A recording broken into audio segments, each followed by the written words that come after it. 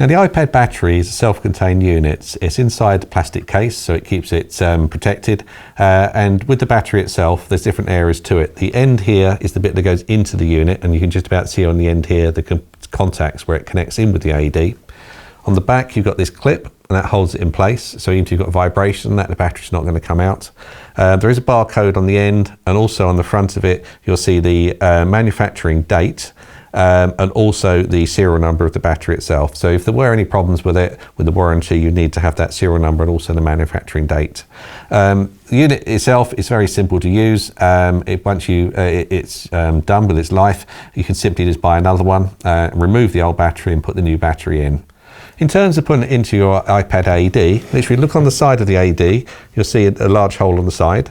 The clip fits down to these little connections here, so this is the direction it goes in, and also on the front there is a little arrow as well that points it in the right direction.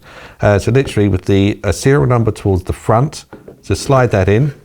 Once you clip it in place, it will then go into an initial test function, so you need to follow those prompts. So if we just literally push it in now, it'll click in place, then the green light comes on. Testing. And it will go through the initial test setup.